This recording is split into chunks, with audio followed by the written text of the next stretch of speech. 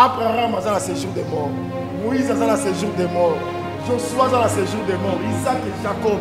Le seul où il y a le séjour des morts, c'est le Seigneur Jésus-Christ. Parce que c'est quoi? Ascension et Salama, à la droite, il y a Père. Soyez baptisés au nom de Jésus. C'est que bois d'occasion, il y a des bongo, il y a des forme. Pourquoi? Parce que Pierre, au moment où il y a des habile. Parce qu'il y a un esprit d'intelligence. Il y a un Pierre à interpréter ma campagne.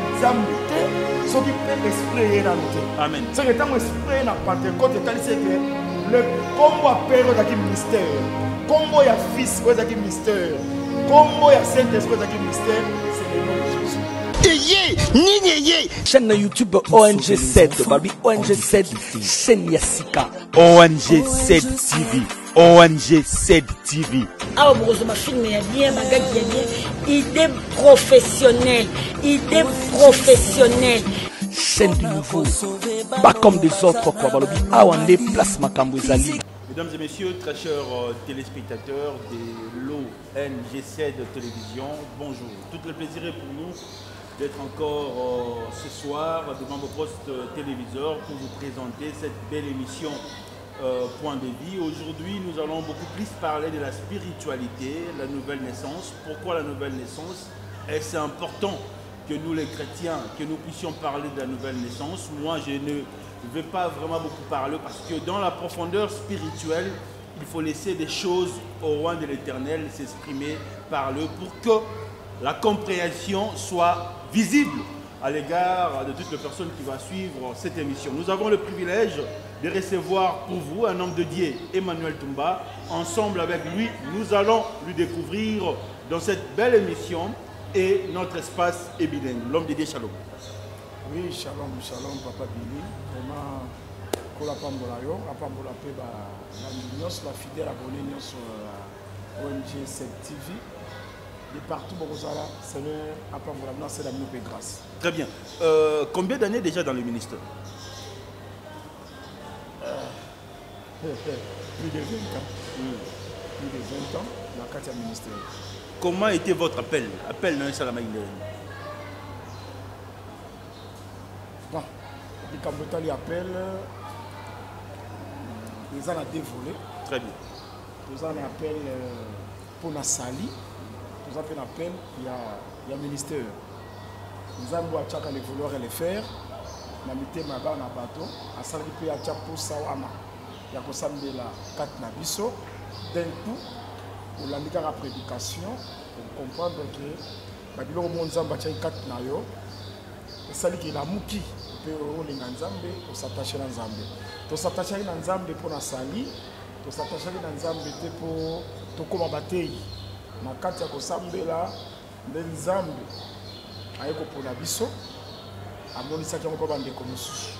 Na ba vision bien que biso zay ko libérateur, on va former belé. Ndé ko sala make un jour ezaki dans ndeko moi ezaki motei. Abisinga kinzamba tulisinga mingi na butu.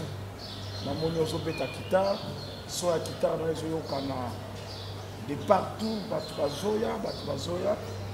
Alors na moni esengeli comme interprète na ngai. Alors na interprétaki pour la première fois, prédication il y a 1 heure. Batu basepelaki. Donc bandaki na interprète. Oui, je vais marquer cher à Niboso, un interpréteur, un frère docteur. La communauté tabrisateur, docteur Laurent, l'interpréteur qui est. Donc, prédication à 1 heure. Pour la première fois, on a cher. L'interpréteur prédication à 1 heure. C'est par là. Dès la président. D'ailleurs, nous avons un témoin. Nous avons le frère Général Ofemba et président de l'émission. Nous avons éprouvé pour que vous visitiez. Nous avons un prédicateur. Nous avons surpris par un frère. Nous avons le président de Katia Matanga a surprendre que frère Emmanuel Toumba Mdaotea. Nous comprendre peut-être que nous debout,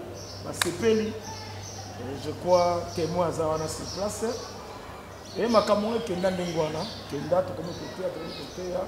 qui est convaincu que Nzambe na kati ya convaincu que metema ya batu toye kozwa consécration où ils allaient procéder doctrinal parce que dignité ministérielle va s'attribuer à Kalangote.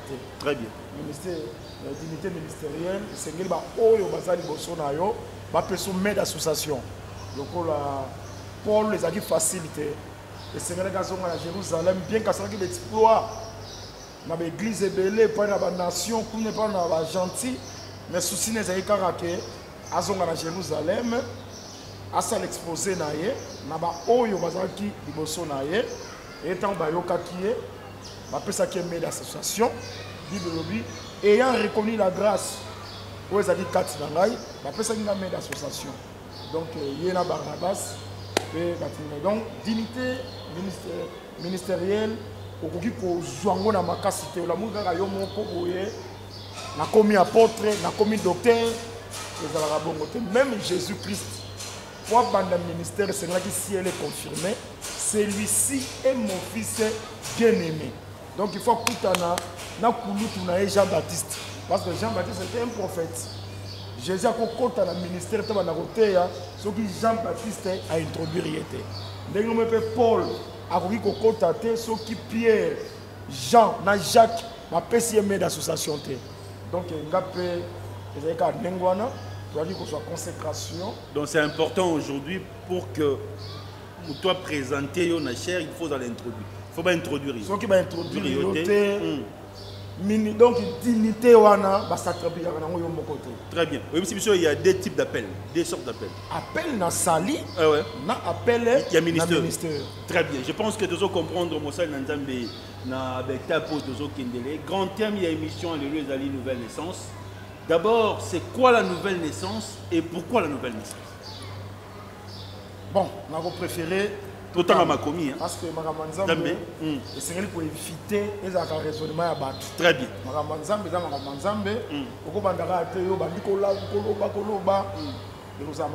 très bien. Soyez besoin d'Anabiso, en direct, nous sommes en République démocratique du Congo. Tous s'est déplacé, les lots na Tchango. Donc, avant comme moi qui me colle, na Kingasa ni Penda. Le pasteur Emmanuel Naïe, toujours l'obéla sur la nouvelle naissance. Donc, au Pessimbo, tu as surtout, et puis informer Bango, Olandara Mingi, ONG7 Télévision, Nabokasi Visionneur, le coordonnateur principal, Jano Kachama. Tu peux sur le ballon de Dieu. Dans Jean chapitre 3, Nabani la première verset. Il y a un homme d'entre les pharisiens nommé Nicodème, un chef des Juifs, qui vint lui auprès de Jésus de nuit et lui dit: Rabbi, nous savons que tu es un docteur venu de Dieu, car personne ne peut faire ces miracles que tu fais si Dieu n'est pas avec lui. Jésus lui répondit: en vérité, je te le dis, un homme né de nouveau, il ne peut voir le royaume de Dieu. Nicodème lui dit: comment un homme peut-il naître quand il est vieux? Peut-il rentrer dans le sein de sa mère et naître? Jésus répondit: en vérité, je te le dis, si un homme n'est né d'eau et d'esprit. Donc, awa nake pour répondre, rien de copie. Nous allons répondre à la motuna otuni. Nouvelle naissance des animaux. Ce qui nouvelle naissance des animaux, et Nicolobake, ancienne naissance des animaux. Très bien. Par exemple, Nicodème. Au moment où il a toujours raisonné, les écritures, puisque vous avez un animateur d'écriture, ma communion sont Zambé à prévoir mon akata ma commis. Nicodème a dit nga vieux. C'est que n'enga zaki vieux à botama tia comme vieux. Mais Christ a dit pour nous hériter. D'ailleurs, pour nous répondre rapidement, pourquoi la nouvelle naissance? La nouvelle naissance, c'est pour hériter le royaume de Dieu. Ce qui m'ont botami sikate, royaume de Dieu zate. Dekobili. Nous sommes au Congo, en France, États-Unis, Canada, et c'est une connaissance que les gens ont monde qui ont détruit. Le royaume, nous sommes au royaume, il y a Joe Biden, le royaume, il y a Macron. Un jour, fait nango kozala tozala na royaume moko ndenge Zacharie chapitre 14 azoloba que l'Éternel a causé le roi de toute la terre. Maintenant le royaume wana poko tango ce qu'on naître de nouveautés au koko tango te. C'est que pourquoi la nouvelle naissance pour tokota na royaume. Et comment naître de nouveau? Comment naître de nouveau? C'est-à-dire Nathalie c'est que nouvelle naissance ce qu'elles allaient quelque part ancienne naissance les allaient. Christ a le bien clair. Alors que Jésus répondit en vérité, je te le dis, un homme n'est né d'eau et d'esprit. C'est que c'est un botama na molimo. Et nous que l'ancienne naissance au botami quant à la chair. Maintenant la nouvelle naissance c'est un botama quant à l'esprit. C'est ça la nouvelle naissance. Au botama quant à l'esprit. Pourquoi maintenant le Seigneur, le Dieu créateur, a créé Adam, l'homme, la chair humaine. Parce que les apôtres l'ont dit que bisonio, son ambassade que bisonio sobi manamakila motomoko. Ba noir, ba jaune, ba blanc, ba rouge, bisonio sobi manamakila motomoko, c'est Adam. Voilà pourquoi tous en a que tous en a 4 dieux qui vont représenter l'humanité. Nzamba ba noir, nzamba ba jaune, nzamba ba blanc, ça c'est la fausse doctrine. Bisonioso to bimina makila moko ya Adam. Maintenant nzoto oyo et connaîtra la corruption na péché adamique. Nzambe tango moto boyi koto sa mobeko. Nzambe a rejeté moto. Création est corrompue. Toute la création est corrompue. Nzambe a maintenant que le monde est assuyé. Maintenant il faut ça là. Une nouvelle créature. Amen. Il faut ça la création Yassika. Akoki ko sala ngo sundenga liboso te. Ya liboso ezala ki physique, biologique. Maintenant il faut ça la création moko oyo ko sala spirituelle. C'est que il faut aussi ko bato baza charnel, bato baza physique, bato baza biologique. Na création spirituelle akomisa bango pe spirituelle. C'est-à-dire balongwa na état physique bakoma spirituel. N'a pas ce exemple. Très bien. N'a pas ce exemple. Moko, il faut aborder Christ. C'est pas ma pharisien. Question un mariage. Parce que tout le monde que parce que dans la loi Moïse, ceux qui ne décobili à Koufi est à beauté. Les qui ont décobili à Koufi que soit moi c'est un décobili. Pour pas garder comme on décobili. Alliance wanetika.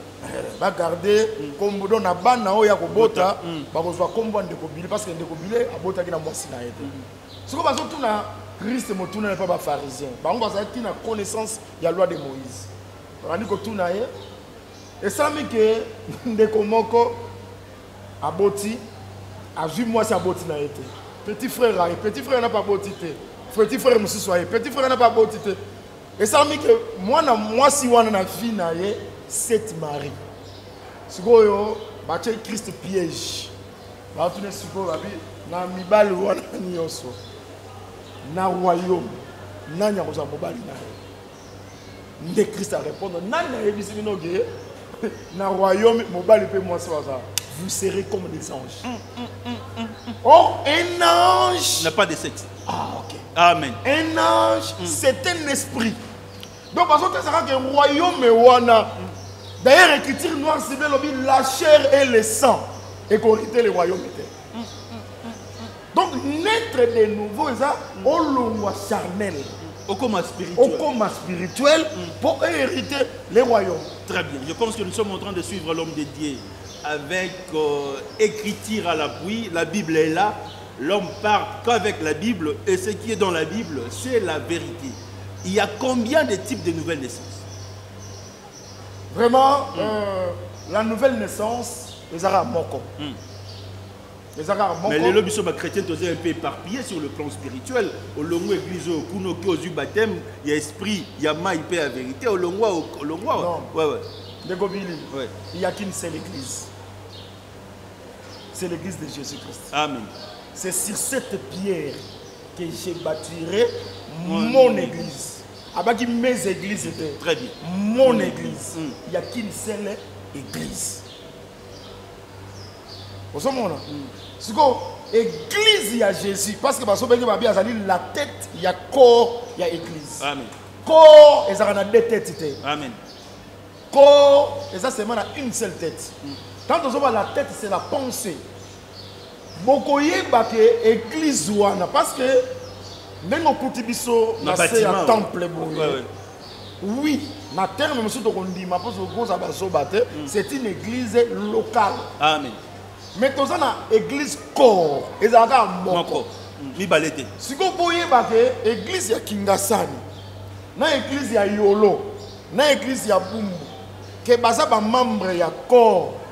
Vous voyez ba corps wana à partir et autres ça ma partie ya tête. Oya za motomba Christ. Vous voyez que l'église wana na oyo wana parce que corps et ça moko mais ça a plusieurs membres. Mais les membres ils fonctionner à partir de la pensée et la tête. Tête et vous avez c'est que la pensée c'est la parole. On comprend que awa makambo bazosala na makambo bazosala na makambo bazosala kokani. Et ça on a tête moko. Amen. C'est le Seigneur Jésus-Christ. Donc ce pour on a doctrine moko. Jamais comme on a que église ba boya que moi si até. Mais église bazon di moi si até. Confusion. Confusion. Ceux qui ont la tête et mon corps, ils ont la même pensée, même comportement. Donc on peut retenir que nouvelle naissance, c'est ça moko. Nouvelle naissance, c'est ça moko. Au long na état charnel, au coma spirituel. Maintenant, mouton comme spirituel, a confirmé par l'engagement ya baptême d'eau. Mais aujourd'hui, nous prenons de baptême de plusieurs fois. L'homme de Dieu, l'élo, Moutagoz a eu baptême de missioni, a eu baptême de l'église catholique, a eu missioni, a eu baptême, a eu une église de réveil, a eu baptême. Bon, baptême est à mon corps. Écriture, le dit, il y a un seul baptême. Amen. Le problème est les baptêmes d'eau, après avoir entendu. Il y a un baptême de parole. Waouh. Pierre a tellement le jour de Pentecôte. Pierre et les 11 s'est levé. Pierre a banni côté. A été tombé à David. Pierre a été le roi Maté à l'élo. Que aucun des poteaux, tata moi c'est nommé dans Kangayo. Té, a télémika kabi, oh homme israélite. David a l'obaki que tu ne permettras pas que ton ser voie la corruption. Au quoi abandonner nous autres serviteurs non dans ce jour de mort. Si vous savez, nous sommes témoins David, ils ont tourné ça. C'est plus que les arts. Abi Makambone Zaki Kolobela. Abi comme il était prophète. C'est que David dans la Kolobela Sakola pour la motomoko. Avec la résurrection, il y a Seigneur Jésus-Christ. C'est que Azu Makambo David avec Koloba. Abi Zaki concerné David, David Zaki ne Mosakoli. Azaki ko prophétiser pour que ça m'a suite à temps. Moteur c'est là qui a abandonné. Nous autres, on a c'est le Seigneur Jésus-Christ. Et effectivement, Seigneur Jésus-Christ a abandonné dans ces jours de mort. Seigneur Jésus-Christ, nous autres, on connaîtra la corruption. Abraham a dans ces jours de mort. Moïse a dans ces jours de mort. Joshua a dans ces jours de mort. Isaac et Jacob. Le seul où il y a dans ces jours de mort, c'est le Seigneur Jésus-Christ. Parce que c'est quoi? Ascension et Salama, à la droite, il y a Père. Ce qu'on entend babimiseli bango Yesu na makomi nende kobili Pierre a vu na Jésus abimisi Jésus na makomi bitala mutu wana koloba wana c'est Christ tant ka ba bayoki ang babi bazaki vivement touché. Très bien. Ba ba tuni Pierre homme frère que ferons-nous? Pierre a bandi bango processus ya vie chrétienne. Dans la vie chrétienne, c'est une processus à suivre. Processus c'est bandi. Pierre c'est pas bandi répondre processus c'est bandi. Et le raliboso, repentez-vous. La repentance. Très important dans la vie chrétienne. Amen. Bandi wanate. Ata pasteur. Ata tonga amphithéâtre. Kasi des autres il y a des pasteurs non repentis. Ah, aujourd'hui, hein? Il y a des pasteurs devant les sacerdoces. Donc, un cop, il y a des cop. Waouh. Il faut regarder le temps. Dinola, que nous ne puissions pas dépasser 30 minutes parce que c'est une première version. On aura deuxième, troisième. C'est une série des émissions qui va commencer à se suivre avec l'homme dédié. Donc, il y a une repentance. Au début, il y a deux sortes d'appels. Très bien. Au ministère, il y a appel, il y a salité. Ministre de Dieu, il faut que nos frères, si mon comme ministre, parce que le ministère est à charge. Aujourd'hui, les étapes ne sont pas respectées. C'est ça. Directement prophète, archibishop, apôtre, sans pour autant passer dans le processus normal. Repentez-vous. Abandiwana.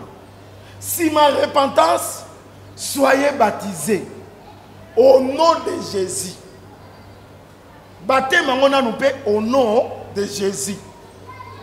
Alors, on va baptême Père, Fils, Saint-Esprit. Et quoi?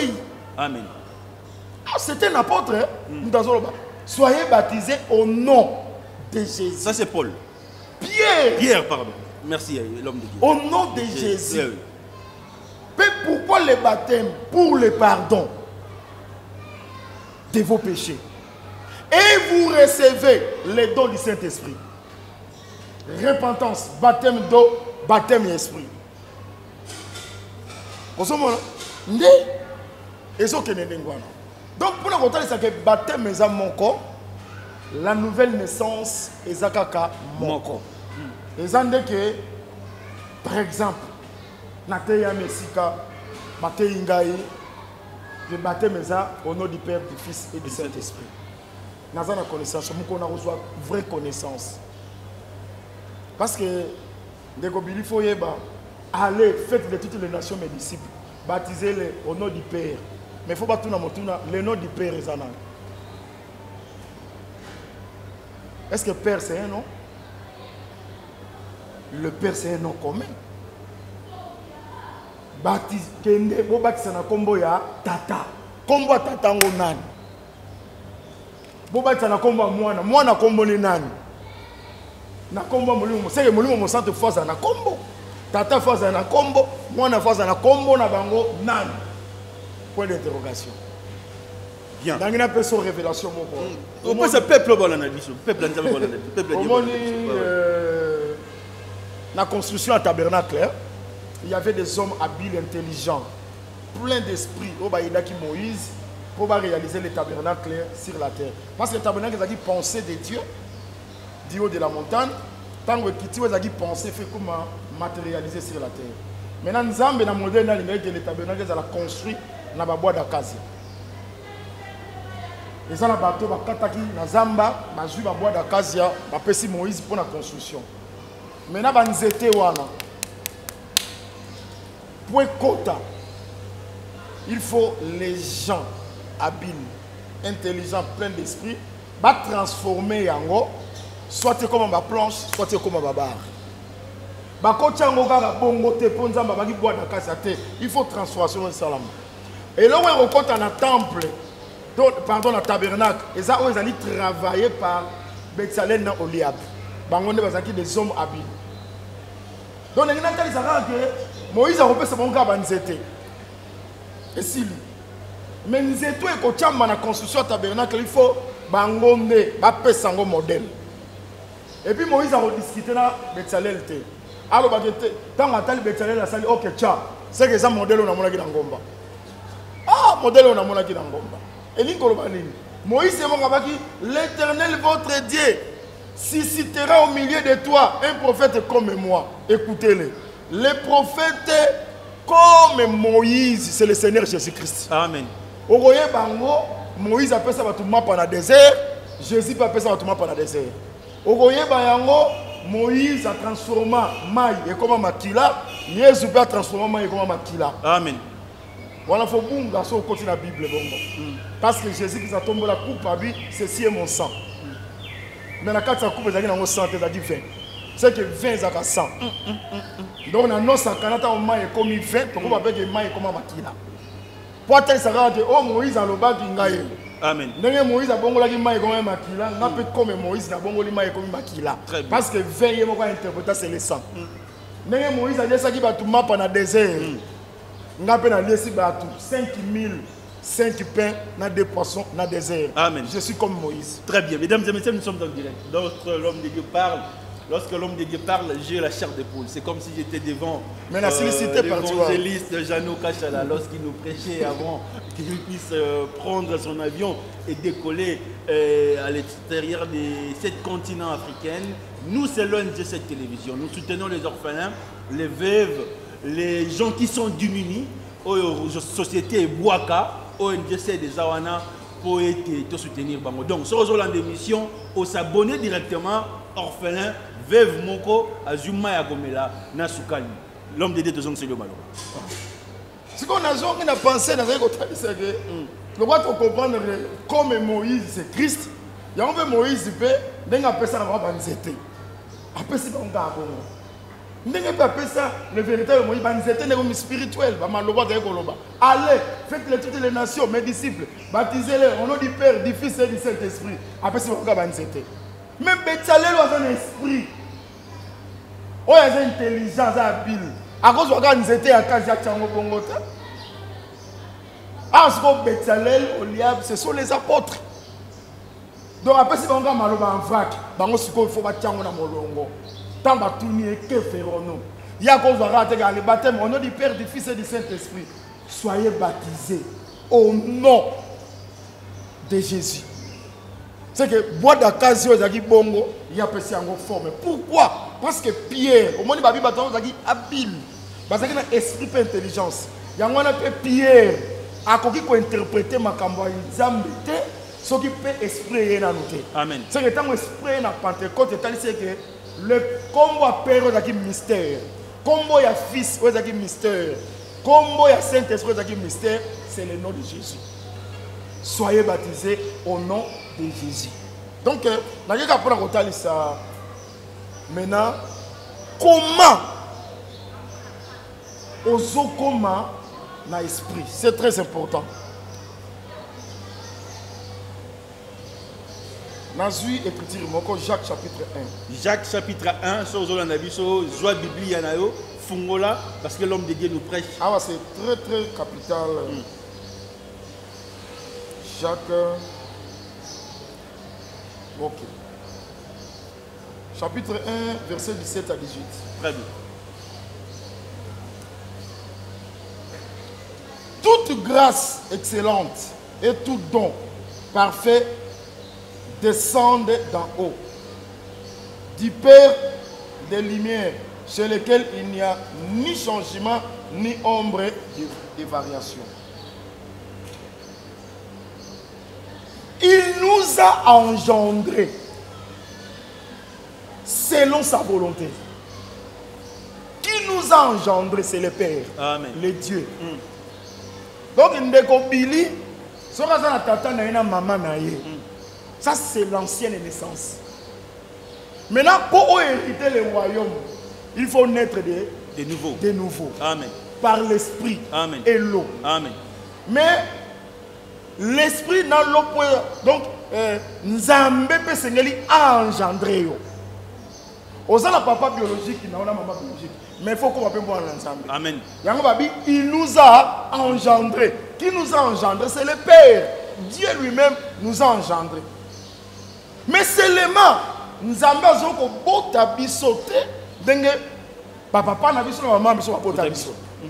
Papa n'a biso, maman biso bota biso. Je crois que tabou exalité, il faut maman sangue, papa sangue nous autres na maman. Azwa sémence. Tout va vraiment à côté ça pas maman. Et quelqu'un biologiquement, Billy a bimi la maternité, ça c'est l'ancienne naissance. Nous autres, nous autres, il y a Adam et ses péchés, nous avons besoin de posa dans côté. Et c'est ce que nous avons en Christ, comme une nouvelle créature. Toutes les choses anciennes sont passées. Ni n'ont passé, c'est la nature adamique. Nature, il y a péché. Le péché, c'est la corruption. Péché, c'est la jalousie. Péché, c'est la haine. C'est la envie. Le mensonge. Très bien. Homosexualité. Ouais. C'est ça le péché, nature adamique. La nature, on a tout hérité dans les royaumes. Il y a un naître de nouveau. Nzambe a engendré. Vraiment, verset très puissant de Kobili. Il nous a engendré selon sa volonté. C'est quoi? Et c'est le botama. Non, la volonté, il y a moutou. Parce que papa n'est pas qui maman, on a dit qu'on a ça, c'est la volonté de l'homme. Il a qui suit le péché adamique. Maintenant, il faut botama la volonté de Dieu. Virgule par la parole de vérité. C'est que Nzambe le loco a engendré. Ndeko bili ne ngozala pourquoi moi Nzambe fa boto. Nzambe so abota kandenge nini. Nzambe so boto na volonté na ye virgule par la parole de vérité. C'est que parole ya vérité ne so bota. C'est que so senga penza ke ndeko ya vani na ba. Tant bateye donc Nzambe azo bota bana na la parole. Sans la parole bana Nzambe ba kosalate. Moyen Nzambe azo bote la bana na ye. Moyen nouvelle naissance zoya, c'est la parole. Mais attention, quelle parole? Parole de vérité. C'est que ce qui parole de vérité zali, parole ya mensonge zali. S'il vous plaît, Ndekobili. Jésus ce n'est pas le vrai Jésus. Oui. J'allais aussi te poser cette question, l'homme de Dieu. Est-ce qu'aujourd'hui le vrai Jésus-Christ est présenté dans la vérité? Oui. Parole et vérité, c'est que quelque part, on conserve au nom de Jésus. Dans le local. 2 Corinthiens. 2 Corinthiens combien? Chapitre 11. 2 Corinthiens chapitre 11, verset 4. Verset 4. Car si quelqu'un vient vous prêcher un autre Jésus. Nabandeli. Car si quelqu'un vient vous prêcher un autre Jésus, c'est qu'il y a des gens qui vont prêcher Jésus. Mais en réalité, c'est un autre Jésus. Jésus. Mais en réalité, quel Jésus? Parce que la Bible, ils ont reconnaître qu'un autre Jésus a Zali. Voilà. Bato bazola na biso ya. Pour constater que muta royara, bon dit mais Satan, boyate. Un autre Jésus. Qui c'est lui? Parce qu'on compare ce vrai Jésus à un autre Jésus. N'est-ce pas vrai Jésus? Babi, si quelqu'un vient vous prêcher un autre Jésus, que c'est lui que nous avons prêché. C'est que les apôtres ont prêché le vrai Jésus. Amen. Il y a aussi d'autres qui vont prêcher un autre Jésus que les apôtres vont prêcher. C'est que le vrai Jésus, les apôtres vont prêcher. Si on va dire Jésus, les apôtres vont zinga Jésus, c'est un faux Jésus. Amen. Donc, les apôtres, les lots, koluka Pierre dans les autres côtés, koluka Jacques dans les autre côté. Les lots Pierre azalité. La parole authentique. Matéa nyoso bango bateya commandement du Seigneur. Par exemple, moi c'est Asambela Zibamutu. Amen. Les hommes Matéa Batoma. Les baptêmes au nom de Jésus. Amen. Matéa Batoma. C'est que Matéa wana nyoso ça na combo nango c'est Jésus. C'est que vrai Jésus bazoye baye na Matéa Batoma. Yoka na verset 14 va continuer à le vivre. Ces hommes-là, banani, bateau va sortir un autre Jésus. Le lot faut avoir courage à dénoncer. Magamanza mais ça copté. Magamanza mais ça relation té. Et là ça faux benango faux. Et là ça vrai faux benango vrai. Courage à ba apôtre bazaki nango. Et ça bande va je pense ba chrétien, boyoka na kate, ba moni ko tout ba musulman, bango. Jésus-Christ ndaza sauveur nanga. Oza musulman za kimbangiste ngeta lingate. Amen. La foi nangai, c'est la foi chrétienne. Amen. Mon sauveur c'est le Seigneur Jésus-Christ. Amen. Osomona, alors que ces hommes-là sont des faux apôtres, des ouvriers trompés, déguisés en apôtres de Christ. Déguisé en apôtre de Christ. Papa Billy, l'invité sur qui va très bien. Un verset puissant. Ces hommes-là sont des faux apôtres. Ceux qui sont vrais apôtres, ça c'est faux apôtres. Banani, un autre Jésus. apôtres, ce sont des faux apôtres. Mais le problème est Ali, bazali qu'on s'est déguisé. Bakoya pour une ndenge na elongi na bangote, ba s'est déguisé en apôtre de Christ. Ni ko ba ke banoté à Christ. En réalité, Christ bazoté ya wana, c'est un autre Jésus. Et ça Jésus ba apôtre ba téité. Déguisé en apôtre de Christ. Et cela n'est pas étonnant, puisque Satan lui-même se déguise en ange de lumière. Comme disait le frère Patrice, j'ai cherché l'église, je l'ai trouvé dans le monde. Et j'ai cherché le monde, je l'ai trouvé dans l'église. Il n'est donc pas étrange que ces ministres aussi. Bah, ministre, il y a Satan. Il n'est donc pas étrange que ces ministres aussi se déguisent en ministre de justice. C'est que Satan, Jésus a un ministre. Amen. Satan passe un ministre. Le faux ministre. C'est quoi? Le ministre, il y a Satan. Ouais, ouais. Bango, Bazo prêcher maître na bango te. Il prêche aussi Jésus. Bango siko ba se déguiser. Bazo siko yo Jésus, mais un faux Jésus, un autre Jésus. Parce que Jésus a sa photo te. Jésus c'est la parole. Au commencement était la parole. La parole était avec Dieu et la parole était Dieu. La parole est faite chair et tambola na kati ya voilà, pas ça numéro de contact, pas ça numéro de contact. C'est la première émission. Je pense que papa Jano Azolanda Bisso, ce qui n'a pas cas, c'est l'homme de Dieu. Que chaque semaine, tout ça la raté émission. Je pense que bateau Rolanda Bisso na Canada, na Inde, na Suisse, na Paris, na Pologne, bah vous allez édifier. Yo pesa kaka mot d'ordre ndongo pesi lelo, to bando kitapena kingasani, to jouera la parole authentique, le vrai parole avec des thèmes à l'appui. Donc, mesdames et messieurs, nous sommes en direct. Ne zappez pas. Quand on a faut j'hésite, l'homme de Dialobi Ango, à Ezaman Kionate, qui a yagi dans le pan à 23h, à Timoli Liboulou, à Indi, pas de miseke qu'on a maï. Non, ici c'est la parole. L'homme de Dieu. Banderomo, Bolanda Bisso, le lo, baza touché, baza na posa le lo comme moi en Zambie. À Jouangoka, le lo tikotak. Au moment où le Seigneur a se révélé par Nabino, Seigneur Rwanda a le roi Joseph. Amen. L'Égypte. Sur la monnaie bande qu'on a yé barabam. Amen. Et bande qu'on est baillé barabam. Amen. C'est un mystère. Pour m'y révéler. Pour ça m'y révéler gars. Maramanzale sili. Amen. Maramobe tabaturo kana toi quand on kablé. Soka ramimo abika. C'est moi votre frère Joseph. Et sili bozu meilleure partie en Égypte.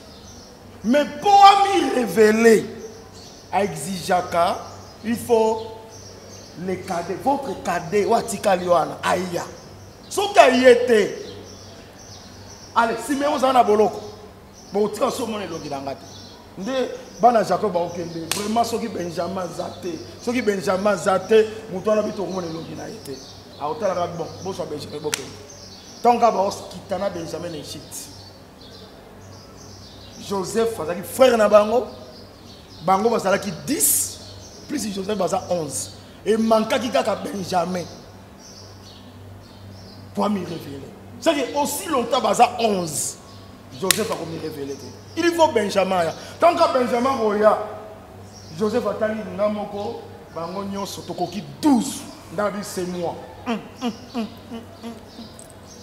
Allez, bon, meilleure partie. Bon, ça t'attend la famille Boya. Pour voir un habit noir. Makambe Bongi. Amen. Pour Joseph a m'y révéler. Mais Joseph, condition Joseph, pour m'y révéler. Absence à Benjamin comme il révélé. Ça c'est profond. Il faudra Benjamin. Amen. Benjamin doit sa 12e. Oh. Maintenant, je me suis que le véritable Joseph, c'est le Seigneur Jésus-Christ. Amen. Et c'est que les 12 apôtres basatés à la mystère. Ce que les 12 apôtres à m'y révéler. Mais il y a les 12, c'est l'enseignement des apôtres. Amen. Par exemple, je ne permets pas à la femme d'enseigner. Les apôtres. On a la deuxième émission. Place de Fungola. Des nouvelles naissances dans le silité. Dans le silité. Et ça vaste. On a la bombe, on a commis en agenda. Pas ça numéro l'homme. Si et si quand moi ça Joseph va me révéler. Moi c'est l'apôtre Bazate. Les 12 Bazate. Pesa numéro. Pesa numéro. Même l'hypomote qui t'a tenir 12 pieds. Ah, ça m'a Nkona. Donc, il est au 4. monto po uta likolo kita il va prophète à balle et il faut réunir 12 pierres Très bien. so que 12 pierres exaté et li monto kita te Qui manque pour monto on est qui donc na bien Elias qui sûr il faut 12 pierres so que Satan tant on bela le Dieu d'Abraham le Dieu d'Isaac et d'Israël Israël va dire que ça ensemble monto il faut 12 pierres exalées les 12 c'est le fondement des apôtres. Amen. C'est le fondement des apôtres. Numéro Nabiso plus 243 89 14 750 18. Soro Bandela. Plus 243 89 14 750 18. Vous voyez que la biso tozana Kingasa Nyasuka. Avenue Nkoli numéro 7. Avenue Koli numéro 7. Tous assemblées de sœurs. Fondement c'est la saine doctrine. Bisoka ko batoma bateya, batoma Jésus Christ. Nde toteyaka a. Chaque mardi, mercredi, jeudi 16h30. Dimanche 8h juste. Ndeko so bani balanda ba prédication. Na ba moindre détail nango, même ba prière, na ba louange, ba cantique spirituel. Ma bête est pasteur Emmanuel Tumba TV. Pasteur Emmanuel Tumba TV. Ma beaucoup déjà ma matière lokola ma gâteau roulant, ils ont la 4. Ma beaucoup ma matière lokola Géribal, ils ont déjà la 4. Ba jubilé na bango, ba c'est pas la parole. Seulement pasteur on a 4 passe Emmanuel Tumba TV. Au s'abonner, makambo zoyoka oyo ngongeza mukena ndeko Billy, mais kuna les gens ont une prédication de la chair. Nous avons engendré la parole de vérité. Vraiment, Kolo Apambola, évangéliste Jano Kachala depuis Canada. Le Seigneur Apambola. Merci beaucoup. Très bien. Un grand merci à mon coordonnateur principal, Jano Kachala depuis Canada. Un grand merci à Gaspin Mbala depuis États-Unis d'Amérique. Yvette Kapesa depuis Allemagne. Tout bozo comme la biso sur YouTube, continuez à nous encourager à écrire, à nous donner aussi des remarques sur le plan positif et négatif et biso toko améliorer Moussala. Un grand merci à Ginola Daina Sima Caméra, un grand merci à toute l'équipe qui a organisé cette télévision. Si les dieux tout puissants à Zongi Lobité, Tokutani Miko les Alikoya, même thème, même chaîne. Ciao. Chaîne YouTube ONG7, Babi ONG7, chaîne Yassika. ONG7 TV, ONG7 TV. Ah, bon, ma film est bien, ma gars qui est bien. Idée professionnelle, idée professionnelle. Chaîne du nouveau, pas comme des autres quoi, Balobi Awande place Makambouezali.